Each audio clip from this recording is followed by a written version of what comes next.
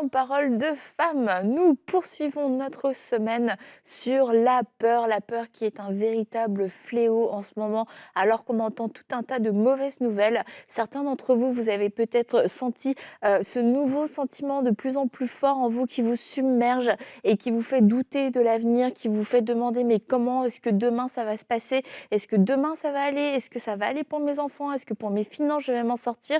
Et d'un seul coup, ça peut devenir quelque chose d'extrêmement anxiogène, où on a même du mal à respirer, on a du mal à penser, on a du mal à prier, on a du mal à se concentrer. Et toute cette semaine, on veut se laisser conduire par le Saint-Esprit pour pouvoir prier pour vous et relâcher des paroles de foi, des paroles de vie, des paroles d'autorité, parce que nous croyons, avec le pasteur Eladj qui est avec nous toute cette semaine et avec Nadine, que c'est terminé de laisser la peur régner, c'est terminé d'être asservi, d'être dominé par la peur. La peur est un esprit, on l'a vu hier, un esprit méchant, un esprit qui veut pousser à la mort, et nous ne voulons plus lui laisser aucun terrain dans nos vies, et on veut être agressif, on veut être violent avec l'autorité que nous avons reçue de la part du Seigneur Jésus, et nous ne voulons pas rester passifs et inactifs face à la peur, parce que la peur vient nous voler et la peur est un agent de destruction. Alors cette semaine, on veut se lever dans la foi avec vous, on veut prier avec vous et on veut prier pour vous aussi, et je crois qu'il va y avoir de nombreuses délivrances. Et pasteur Eladj, hier on a commencé à voir qu'est-ce qu'était la peur, et aujourd'hui on a terminé en disant qu'il y avait différentes formes à la peur et différentes manifestations aussi de la peur. Aujourd'hui on va voir comment opère la peur, comment est-ce que ça fonctionne, parce que quelquefois on ne se rend même pas compte qu'on a de la peur, qu'on est en train de manifester de la peur, parce qu'on se dit « Ah ben non, moi j'ai pas peur, j'ai pas peur ». Mais finalement, on va se rendre compte peut-être aujourd'hui que c'était bien la peur qui nous Motivé. motivait ou qui Bien sûr. agissait. Oui. Comme tu le disais d'ailleurs hier, que la peur est comme un caméléon Mhm. qui change de forme, de couleur, peut se cacher, même à travers, comme Nadine disait, des belles choses comme être responsable, ainsi de suite. La source de la peur, Genèse chapitre 3, verset 10 dit, lorsque Adam et Ève ont péché contre Dieu, quand Dieu venait les visiter, alors Adam et Ève se sont cachés. Et voilà ce que ça dit dans le verset 10. Il dit, nous avons entendu ta voix et nous nous sommes cachés parce que nous étions nus. Alors, la peur, elle vient à cause du péché. La peur, elle vient à cause de ce que Satan a introduit à Adam et Ève. Et la conséquence directe, séparation, une distance. On commence à se cacher, on commence à chercher d'autres options. Avant, c'était la gloire qui le couvrait. Maintenant, ils cherchent d'autres options, utiliser des feuilles de figuier. Et c'est ça qu'on voit aujourd'hui. Quand la peur rentre dans la vie d'une personne, on fait même des choses désespérées. On commence à essayer tout juste pour pouvoir arrêter cet impact et cette influence de la peur par tous les coups. Et alors, on voit l'opération de la peur, elle prend source dans la pensée et l'imagination. Comme Job, ce que Job avait peur que ça lui arrive, c'est ça qui lui est arrivé, parce que dans la pensée, il méditait sur la peur. C'était petit, il a commencé à en penser. Et tout d'un coup, avant que tu ne réalises, les portes des ténèbres s'ouvrent et on a l'invasion des plans du diable pour l'homme, pas le plan de Dieu. Oui. Donc l'imagination et la pensée. Ouais, dans la pensée. Et après, la pensée va nous amener à poser des actes, en fait. Et comme vous faites référence, par exemple, à ce texte d'Adam et Ève, qui vont se cacher, qui vont fuir la voix de Dieu, qui vont penser que Dieu veut leur faire du mal. Voilà, Dieu est fâché de ce qu'ils ont fait. Et donc, ça les amène à avoir tout un rythme, un système de pensée et à justifier un peu même leurs actions basées sur la pensée qu'ils avaient à cause de la peur qu'ils avaient ressentie. Et dans la vie de tous les jours, dans notre vie quotidienne, c'est ça qui va se passer. Lorsqu'on va avoir cet esprit de peur qui va travailler, il va opérer comment? Il va nous amener à penser d'une certaine manière, à se retrancher. On parle de, tu sais, Annabelle, tu l'as dit dans ton introduction, qu'aujourd'hui, avec tout ce qui se passe, des fois, il y a des gens qui adoptent des comportements à cause de la peur, mais il y a des gens qui vont s'empêcher d'aller à l'extérieur. Il y a des gens qui sont restés enfermés chez eux pendant tellement longtemps qu'aujourd'hui, même si on dit que oui, on peut sortir, la peur elle a tellement habité que maintenant, pour même aller dehors, ça devient compliqué. Ouais. Donc la peur va t'empêcher même d'aller à l'extérieur, t'empêcher de voir d'autres personnes, de socialiser parce que tu as peur de la maladie. Mais après, ça va être peur par rapport à plein d'autres choses. Oui. Tu as peur du manque, alors tu vas toujours garder sur toi. Tu as peur de... Tu sais, ça se décline dans tellement de comportements qu'on peut avoir et qu'on va, encore une fois, raisonner en pensant que c'est justifié. Mais en fait, la base, c'est la Exactement. peur. Exactement. Parce que c'est une appréhension du pire. Mhm. Dieu est en train de venir. J'ai fait une gaffe. Je suis foutu. Il me tue là. Il met fin à tout. Mhm. Et c'est cette appréhension qui introduit les effets de la peur de nous contrôler Oui. et qui devient maintenant notre réalité. Oui. On peut penser juste il y a quelque temps avec le Covid. Mhm. Je disais souvent aux membres de la congrégation, le Covid, c'est une réalité, mais une réalité plus grande que le Covid, c'est la peur qui vient avec ça. Quand tu regardes les nouvelles, il y a des gens qui appellent, qui disent, est-ce que c'est la fin du monde? Oh mon Dieu, je dois mettre les choses en place. Et bien sûr que des fois, c'est positif dans le terme où quelqu'un veut être sauvé. Mhm. Mais la peur, ce n'est pas le meilleur de Dieu. Dieu Mhm. n'utilise pas la peur pour que quelqu'un soit sauvé. Mhm. On est sauvé par l'acte de la foi, en mettant notre foi en Jésus-Christ, en écoutant la parole de Dieu. Donc, on a vu comment est-ce que cette peur-là a façonné nos vies, Mhm. façonné nos façons de faire. Et c'est dans l'imagination et la pensée. C'est là que ça se passe. Et on voit à quel point en plus c'est facile entre guillemets d'avoir peur. Tu regardes juste un film et on sait que c'est un film parce que on a un écran, on a conscience qu'on est en train de regarder un film et que autour de nous c'est pas du tout notre réalité. Mais pourtant on arrive à avoir ce sentiment de peur à travers un film. Il y a quelqu'un qui marche dans une ruelle et puis là il y a la musique et tout, et tu sens ton corps tout. Toi-même tu penses que tu es dans la ruelle alors que tu es dans ton canapé. Et c'est pour dire que comme on parlait de l'imagination, les images, etc., c'est facile en fait de susciter la peur. C'est facile. C'est facile, oui, c'est facile quand on se laisse aller à cette imagination. On est en train de se baigner, on se dit, ah, mais peut-être qu'il va y avoir un requin. D'un seul coup, tu commences à te dire, mais s'il y avait un requin, il y a un requin. Tu vois des choses, tu te dis, j'ai vu un aileron, c'est sûr. Et en fait, dès qu'on a ce genre de pensée qui arrive, quand on les nourrit et qu'il y a un scénario qui arrive avec, on sent, comme on disait hier, que même notre corps réagit à la peur, notre corps se crispe, on peut sentir notre cœur qui s'emballe. Et c'est de se dire, mais en fait, ça, c'est pas la foi. C'est sûr, c'est pas Oui. Dieu qui est en train de me prévenir. Parce que et comment est-ce que c'est venu? C'est venu parce que j'ai une pensée qui, à un moment donné, tac, a surgi. Et plutôt que de dire, de répondre par la vérité de la parole de Dieu, eh bien, j'ai laissé cette pensée Exactement. s'installer. Et puis, j'ai laissé tous les scénaristes diaboliques commencer à mettre en place leur scénario et à dire, ah oui, et puis imagine. Et d'un seul coup, on se retrouve dans un état où, alors, mais il s'est rien passé. Il s'est vraiment rien passé autour de nous. Mais parce qu'on y a cru, et comme on l'a dit, la peur est puissante, comme la foi est puissante, Oui. puisqu'on y a cru, Exactement. on a mis notre foi dans notre peur, on appelle ces choses qui ne sont pas à l'existence. Exactement. On appelle les accidents, on appelle la mort, on appelle la Exactement. maladie, parce que c'est quelque chose qu'on va nourrir. La foi vient de quoi? De ce que l'on entend. Mais la peur vient de quoi? De ce que l'on entend. Et si je mets ma foi dans ma peur, oui, ces choses-là vont être attirées par moi parce que j'ai cette foi dans les plans du diable pour que ça puisse s'accomplir. Et c'est là où je dois être vigilant et me dire, attends, ça commence juste par une pensée et cette pensée-là, elle est facile à éradiquer. Par contre, tout le scénario, c'est un peu Exactement. plus difficile. Ouais. Et moi, j'aimerais aussi rebondir sur ce que le pasteur Elage a dit par rapport à l'imagination.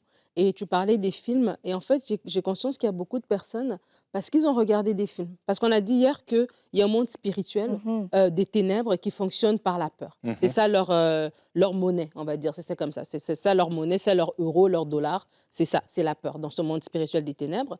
Et si je regarde des films, voilà, j'ai regardé des films de scénarios, voilà, X, des films de peur, des films de meurtre, des choses pareilles. Et j'ai ouvert la porte à ces pensées de peur-là. Exact. Mais maintenant, dans mon imagination, dans mes rêves, il y a des personnes dans leurs rêves, là, dans leurs rêves, ils ont des combats spirituels. Parce que là, dans leurs rêves, ces esprits-là, pour de vrai, entre guillemets, viennent dans les rêves les oppresser, les battre, même leur faire du mal dans les rêves. Et ils se réveillent le matin avec le sentiment réel d'avoir été visités la nuit par des esprits méchants. Pourquoi? Exactement. Parce qu'ils ont, les portes ont été ouvertes Oui. au travers justement de ce qu'ils ont pu regarder, de ce à quoi ils se sont exposés. Et on parlait hier par rapport aux enfants en disant que en tant que parents, on doit filtrer ce que nos enfants regardent, mais même nous aussi en tant qu'adultes, si spirituellement t'es pas solide et tu t'exposes à plein de choses, mais t'es comme, tu les emmagasines en fait. T'as pas de comment ça s'appelle, de Filtre. système d'alarme, de filtre, tu n'es pas capable voilà, tu n'as pas de barrière. Et ces esprits-là, après, viennent t'oppresser. Et tu vas avoir des personnes qui, oui, vont se réveiller le matin et c'est comme s'ils ont eu, une bataille, en fait, pendant la nuit. Pourquoi? Parce que vraiment, réellement, ces esprits-là sont venus Oui, se bien sûr. présenter dans tes rêves Bien parce sûr. qu'au début, tu les avais acceptés parce que c'était dans ton imagination, dans ta pensée, dans les choses que tu as pu regarder. Et Nadine, ça c'est tellement fort. J'aimerais expliquer un peu comment est-ce que l'imagination fonctionne. Euh, L'homme est fait de trois parties, le corps, l'âme et le monde, l'esprit. Donc, dans le monde physique, c'est le naturel, et l'âme, c'est le centre de l'intellect ou des émotions. Alors, l'imagination est là dans l'âme. L'imagination, c'est l'interface entre le monde physique et le monde invisible, ou visible et invisible. Alors, quand Dieu veut communiquer à l'homme, c'est l'imagination qui interprète ce que l'esprit dit. Alors, quand ton imagination est corrompue avec des mensonges, la peur, ainsi de suite, même quand Dieu parle, on interprète mal ce que Dieu dit. Et nos actions sont correspondantes, non pas basées sur ce que Dieu a dit, mais ce que nous avons interprété par le sens de l'imagination de ce que Dieu a dit. C'est pour ça qu'Adam et Ève sont cachés. Dieu parle, ils interprètent ça basé sur la peur qui est en train de dominer maintenant dans leur vie, et puis là, ils se cachent. Et c'est ça qui se passe des fois. Même quand on prêche l'Évangile, il y a des gens qui entendent ce que la parole de Dieu dit, et l'effet de cette parole sur eux, c'est toujours la peur. Donc, par exemple, si ton imagination est pleine de la peur, donc tu es une personne qui a une tendance plus à embrasser la loi, la punition. Donc, pour toi, c'est difficile quand on te dit Jésus t'aime. Donc, il y a des chrétiens, ils savent que Jésus les aime, mais ils ne peuvent pas accepter que Jésus les aime. Pourquoi? Parce que le centre de l'imagination interprète autrement. Donc, ça devient maintenant ton système de croyance. Donc, Dieu peut dire tout ce qu'il veut dire, la Bible peut dire tout ce qu'il veut dire, et même des fois, un mari peut dire à sa femme, chérie, je t'aime, ainsi de suite, et puis elle ne sent jamais qu'on l'aime, puisqu'en grandissant, le centre de l'imagination a été tellement rempli avec des mauvaises interprétations de quoi l'amour est, basées sur la peur, que cette personne souffre de traumatismes.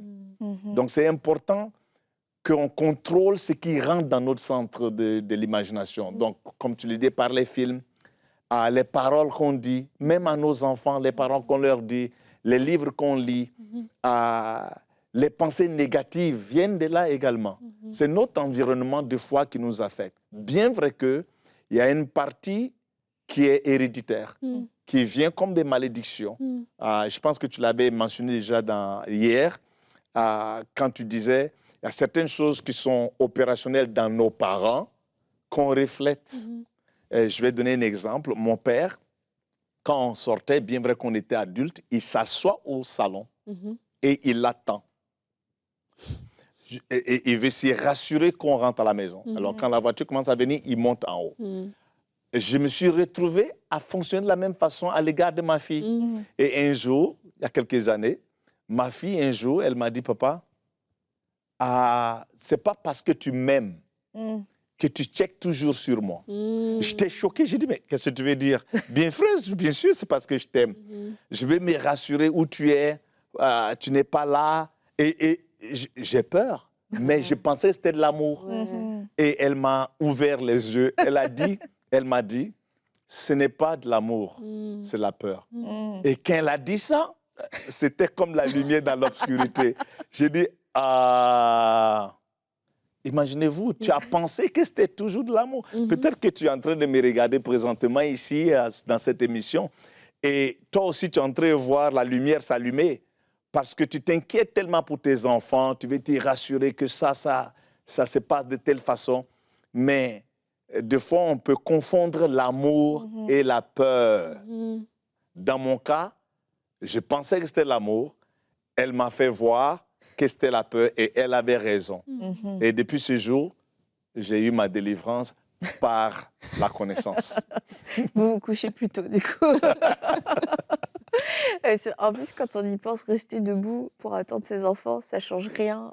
Ça change rien, en fait. Ben, c'est ça. Mais bon, ça ne veut pas dire que vous ne restez pas joignable, que vos enfants ne peuvent pas vous joindre, que vous ne vous renseignez pas là où sont vos enfants. C'est bien de savoir où ils sont, mais c'est ça, il y a toujours cette limite. Qu'est-ce qui me motive? Et puis quand ça devient même un fardeau, en fait, il y a des choses qui deviennent des fardeaux pour nous, tellement on met des sécurités, c'est parce qu'on est dans notre propre, on est dans du contrôle pour se rassurer nous-mêmes. Et ça veut dire que là, on a passé la limite et que c'est la peur qui nous motive. Quand on est motivé par l'amour, on a cette paix. Mais quand on est motivé par la peur, on va avoir cette absence de paix et constamment, on va devoir lutter contre toute forme de Exactement. pensée. Et si, et si, et si, et si. Et ça peut être pareil dans le couple par rapport à la confiance que vous avez dans votre femme ou dans votre mari. C'est important, c'est sûr, de construire une relation de confiance, de mettre en place certaines choses dans un couple pour pouvoir se protéger. Mais maintenant, je crois que certains d'entre vous, vous avez dépassé cette limite et il y a une peur qui vous saisit à chaque fois qu'il y a un téléphone. Est-ce que c'est un texto? Qui a appelé? Qui a laissé un message?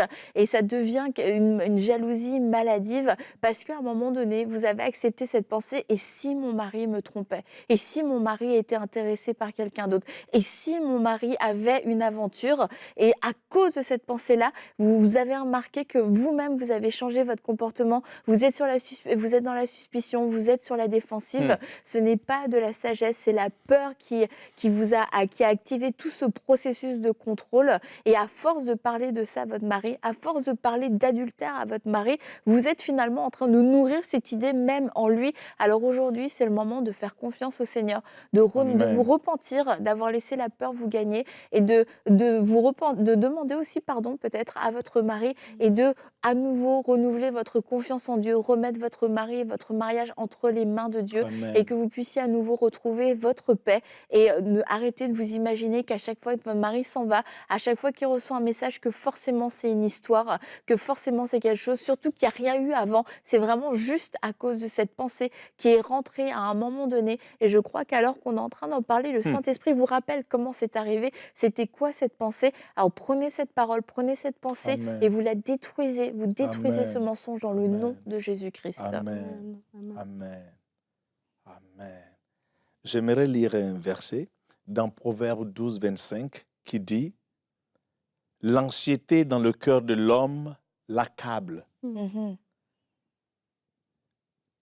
mais une bonne parole le réjouit. » En anglais, ça dit « L'anxiété dans le cœur de l'homme le déprime. » Donc la dépression, littéralement connectée à l'anxiété, à la peur, dans le cœur de l'homme, qui l'accable. Combien de personnes aujourd'hui sont accablées, abattues, littéralement dans la dépression à cause de l'esprit de peur.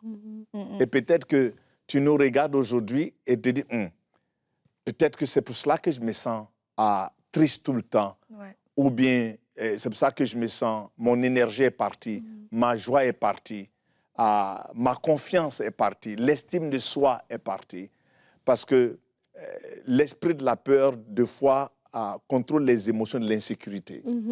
Les insécurités, des fois, qu'on ressent. La peur du rejet, la peur de la trahison. Et tous ces genres d'éléments qui sont connectés directement à l'esprit de peur, je pense que c'est quelque chose qu'on va dealer avec ça rapidement. Et je sens vraiment, j'aimerais prier, prendre au moins 1 minute, pour prier pour cet homme et cette femme ou ce jeune homme, cette jeune fille qui nous suit aujourd'hui. Tu as embrassé cet esprit et tu as trouvé des moyens de survivre avec ça, littéralement cohabiter avec cet esprit.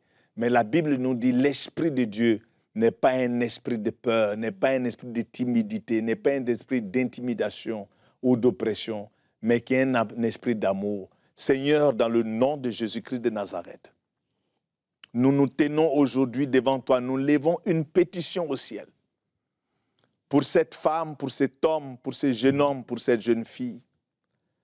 Tu les as créés Et tu as dit, où se trouve l'esprit, se trouve aussi la liberté. Tu es venu pour libérer les captifs, éternel Dieu. C'est pour cela que nous chassons ces démons qui tourmentent les pensées des hommes. Nous chassons ces démons de peur et d'anxiété qui tourmentent cette jeune fille dans le nom de Jésus-Christ. Tous ces fruits de rejet, tous ces fruits d'abandon, nous les chassons dans le nom de Jésus-Christ. Éternel Dieu, que ton amour commence à s'élever dans le cœur de cet enfant. Que ton amour commence à s'élever dans le cœur de cette femme, Seigneur. Ouvre ses yeux, que les voiles tombent, que les écailles tombent, que ta lumière brille, Seigneur Jésus. Qu'ils relèvent leur tête encore une fois, parce que l'esprit de peur n'a aucun contrôle aujourd'hui sur leur vie. Tu as brisé le joug de cet esprit. Tu as détruit les forteresses dans le nom de Jésus-Christ de Nazareth. Seigneur, ces fardeaux, tu l'enlèves maintenant dans le nom de Jésus-Christ. Esprit Saint, merci de leur chuchoter à l'oreille que tu ne les abandonneras jamais, que tu seras toujours avec eux, en accord avec ta parole, dans le nom de Jésus-Christ. Amen. Amen. Amen, amen. Et Pasteur Elage, quand tu priais, tu as parlé de ce verset dans Timothée, qu'on n'a pas reçu un esprit de peur, de timidité en français. En anglais, ça dit un esprit de peur. Et on parlait de l'imagination. On a commencé l'émission par rapport à ça et comment la peur, justement, l'esprit de peur va opérer dans notre raisonnement, parce que l'imagination fait pas penser à la pensée, donc à notre raisonnement.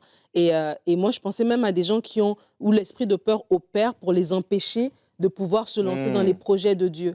Parce que Paul va dire à Timothée, tu n'as pas reçu un esprit de timidité, voilà, mais de sagesse, d'amour et tout ça. Il est en train de lui donner des conseils par rapport à tout ce qu'il doit faire comme travail dans l'Église et tout ça, dans le fait qu'il a été établi pour être responsable de cette Église-là. Et l'esprit de peur aussi va travailler pour nous amener à raisonner d'une certaine manière, à vraiment penser que non, c'est pas, oui, je ne devrais pas faire ceci. Dieu t'appelle à faire quelque chose, mais tu raisonnes à mon âge, je raisonne ma situation financière, je raisonne, voilà, je suis une femme, je raisonne tellement de choses et ça a l'air normal parce que ça a l'air raisonnable en fait, parce qu'on peut le décrypter de façon logique, mais en fait, c'est la peur qui est en arrière. Et cette peur-là, c'est pour te bloquer, t'empêcher de rentrer dans ce que Dieu a prévu pour toi. Et Paul a dit à Timothée, non, non, non, non, non, tu n'as pas reçu un esprit de peur, mais d'amour, de sagesse. Il a dit, c'est ça que Dieu t'appelle à faire. Et vraiment, je vous invite aussi parce qu'on dit que la peur s'installe aussi dans nos raisonnements. Et peut-être que c'est vraiment un raisonnement qui peut s'expliquer, entre guillemets, par A plus B,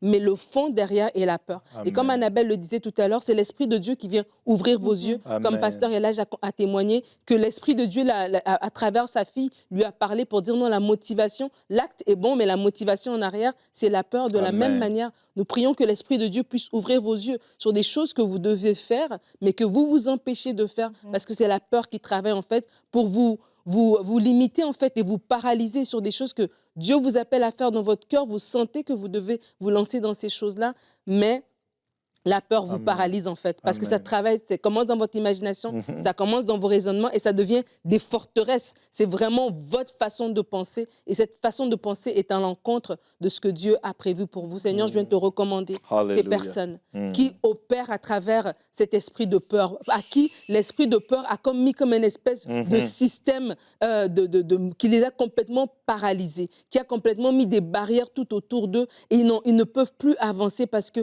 l'esprit de peur a pris le contrôle.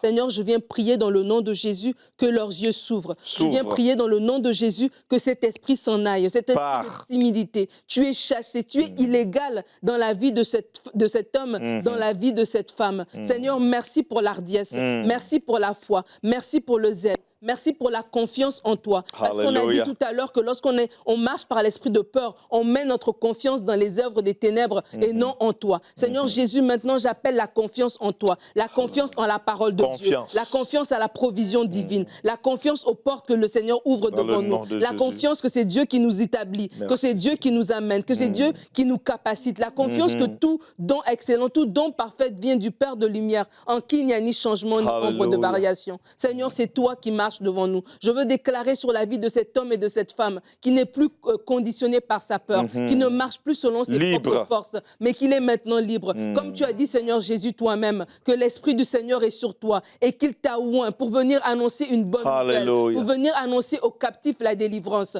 Merci, Seigneur, pour ces liens invisibles de peur qui sont brisés dans le nom de Jésus. Brisés dans le nom de Jésus. Merci pour cette femme qui marche maintenant libre de la peur. Elle n'est plus dans le contrôle, elle n'est plus dans l'insécurité, elle n'est plus dans la peur du rejet, dans la peur du regard des autres, dans le désir de toujours vouloir faire plaisir, de toujours vouloir se faire petite pour attirer une espèce d'attention de X ou de Y. Elle est libre, elle est libre de cette peur dans le nom de Jésus. Merci pour la liberté de la peur dans la vie de cet homme. Il n'est plus violent, il n'est plus dur, il ne cherche plus à contrôler parce qu'il a peur du rejet, il a peur de l'abandon. Mais maintenant, il fonctionne par amour. Merci Seigneur pour la liberté. Oui, c'est pour la liberté que tu nous as affranchis, Seigneur Jésus. C'est pour la liberté que tu es venu. Tu nous as dit dans ta parole que si le Fils vous affranchit, vous êtes réellement libre. Seigneur, nous voulons marcher dans la pleine liberté. Nous ne voulons pas laisser une section de notre vie à l'ennemi. Nous ne voulons pas lui laisser même un petit quelque chose. Comme le pasteur Elage l'a dit, ça peut commencer par une petite peur, la peur des araignées, et ça devient la peur des avions. Nous refusons ça dans le nom de Jésus. Aucun espace de nos vies n'est cédé à Satan, mais tout appartient, Seigneur. Viens amener, Seigneur Dieu, ta paix. Viens amener ta joie. Viens amener la pleine liberté que tu nous donnes en Jésus-Christ dans la vie de tes fils et de tes filles. Au nom de Jésus. Alléluia. Amen. Je vois quelqu'un tout de suite quand Nadine est en train de prier. Dieu est en train de libérer cet homme de la peur, mais le Seigneur aussi dit que la colère, il est en train de te libérer aussi de la colère. Parce qu'ils étaient attachés, la colère et cette peur qui te rendait coléreux. Dieu a exposé maintenant que c'est l'esprit de peur qui était derrière cette colère. Et il enlève cet esprit et en même temps la colère. La colère, il y a une lourdeur qui s'élève maintenant de tes épaules, de ta pensée. Tu le sens même où tu es en train d'écouter présentement. Tu sens que quelque chose te quitte. Il y a une légèreté maintenant dans ton corps. Il y a une paix qui est en train de t'envahir. Parce que Dieu a pris cette colère également. Et cette colère part également. Je vois aussi une femme et le Seigneur vient te libérer aussi de l'esprit de peur. Et il y a quelque chose aussi qui était attaché à cet esprit de peur, cette motivation en arrière qui faisait que tu avais peur pour cela. C'est pour cela que tu n'as pas confiance aux gens. Tu n'as pas confiance aux gens. Tu penses que toujours il y a quelque chose derrière. Et le Seigneur vient te libérer maintenant de ce manque de confiance-là. Ton cœur est restauré et tu vas voir la transformation, mais au-delà de la relation avec tes enfants et de ton mari et tes copines et les gens autour de toi. Cette peur-là, elle part et maintenant une confiance est rétablie maintenant entre toi et ceux que tu aimes tant. Je vois ça vraiment clairement. Je vois une autre jeune fille qui avait un souci de se juger négativement, qu'elle n'est pas belle et qu'elle n'est pas attirante, et ainsi de suite. Tu es en train d'écouter, le Seigneur enlève la peur du rejet et en même temps, il guérit maintenant ton estime. Et tout d'un coup, tu te regardes et tu te demandes, mais comment ça se fait que je ne voyais pas comment je suis beau? C'est comme si tu as des nouvelles lunettes maintenant que Dieu te montre, que Dieu te donne pour commencer à voir que tu es belle, tu es attirante, tu es spéciale. Tout d'un coup, ça change parce que tout ça, c'était connecté à l'esprit de peur duquel le Seigneur vient de te délivrer. Alléluia. Alléluia. Merci Seigneur. Et avant de terminer aussi, je voyais des personnes qui, vous avez fait des rêves récurrents où vous n'arriviez pas à vaincre face à une montagne, face à quelque chose qui vous dépassait. Et à force de faire ces rêves, c'est comme la force vous a quitté.